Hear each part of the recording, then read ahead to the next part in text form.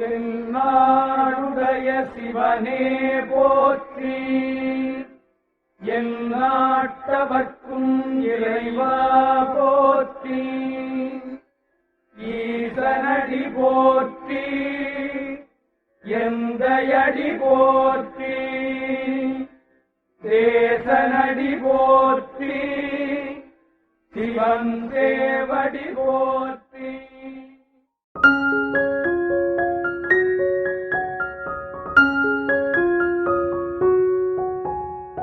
வணக்கம். நாம் இப்பொழுது திரு எறும்பீஸ்வரர் திருக்கோவிலில் தாங்க இருக்கின்றோம். இந்த காணொளியில் இத்திருக்கோவிலின் தலவரலாறு மற்றும் சிறப்புகளோடு தரிசனத்தையும் காணலாம். திருச்சி தஞ்சாவூர் நெடுஞ்சாலையில் திருச்சியிலிருந்து சுமார் 11 கிலோமீட்டர் தொலைவில் அமைந்துள்ளது இத்தலம். தேவார பாடல் பெற்ற காவிரியாற்றின் தென்கரையில் அமைந்துள்ள தலங்களில் இது 7வது தலமாகும். திருநாவுக்கரசரால் தேவார பாடல் பெற்ற திருத்தலம் இது. ஓம் சிவோஹம் ஓம் சிவோஹம் ருத்ரநாமம் பஜேஹம் பஜேஹம். ஓம் சிவோஹம் ஓம் சிவோஹம் ருத்ரநாமம் பஜேஹம். படியேறி செல்லும் பொழுது மலை மீது அமைக்கப்பட்டுள்ள கோவிலின் கல்லினாலான சுற்றுச்சுவர் பிரம்மாண்டமாக காட்சியளிக்கிறது. இத்திருக்கோவிலில் கருவறையில் அருள்பாலிக்கும் மூலலிங்கம் மண்ணாக இருப்பதால் அபிஷேகம் ஆவுடையாருக்கு மட்டுமே செய்யப்படுகிறது. படிகளின் மூலம் கோவிலின் முகவாயிலை அடைந்து கோவிலுக்குள் சென்றால் இடதுபுறத்தில் அம்மன் சன்னதி காணப்படுகிறது. கோவில் அமைந்துள்ள மலையின் மீதிருந்து கோவிலை சுற்றி அமைந்திருக்கும் ஊரின் அழகை நாம் காண முடியும்.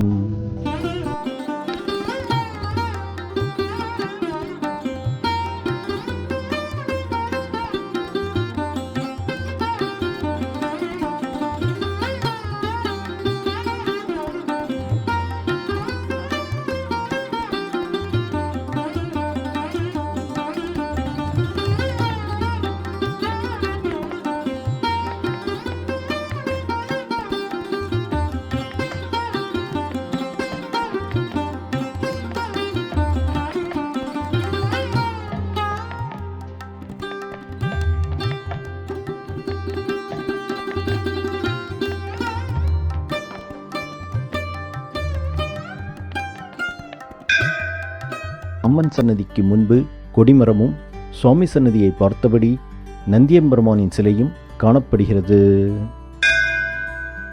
அம்மனை வணங்கி சுவாமி சன்னதிக்கு சென்றால் கருவறையில் திரு எறும்பீசர் சிவலிங்க வடிவில் பக்தர்களுக்கு அருள்பாலிக்கும் அற்புதமான தரிசனம் நாம் காணலாம்.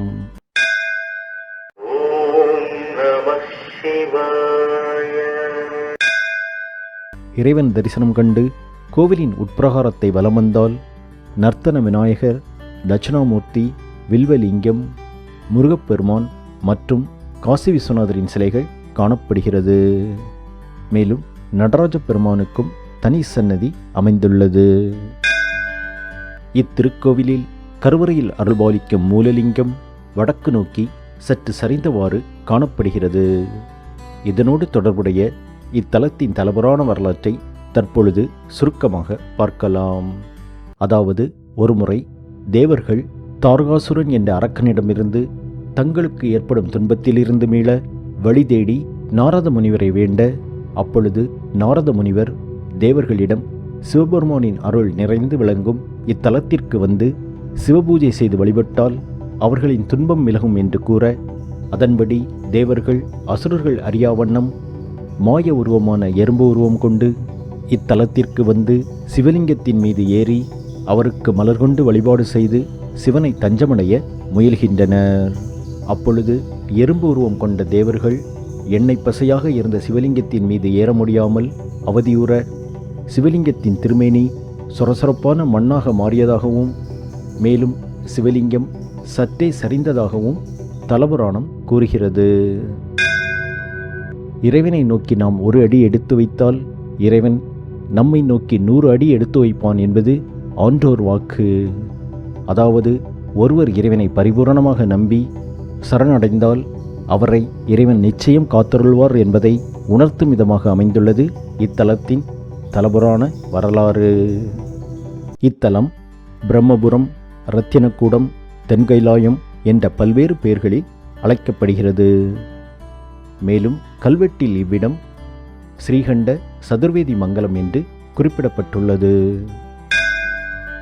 இத்தலத்தில் காணப்படும் கல்வெட்டுகளின் மூலம் இத்தலத்திற்கு சுந்தர சோழன், முதலாம் ஆதித்த சோழன், முதலாம் ராஜராஜ சோழன், கண்டராதித்தன் என்று பல சோழ மன்னர்கள் திருப்பணி செய்துள்ளதாக அறிய முடிகிறது.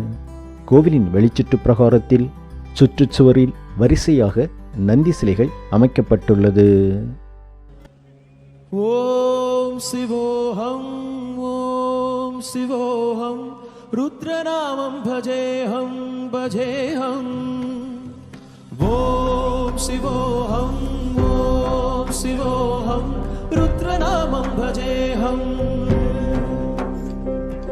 वीररुद्राय भक्तिवेत्राय घोरसंहारका सकललोकाय सर्वसाक्षाय सत्यसाक्षात्करा शम्भो शम्भो शङ्करा. ॐ शिवोऽहं ॐ शिवोऽहं रुद्रनामं भजेऽहं भजेऽहम्.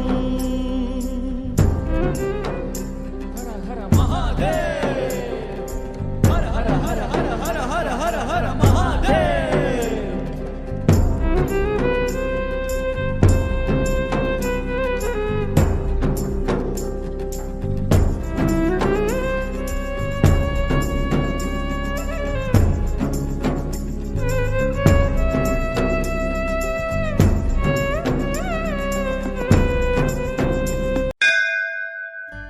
அற்புதமான ஓர் திருக்கோவில் தரிசனம் கண்ட மனநிறைவுடன் இந்த காணொளியை நிறைவு செய்கின்றோம்.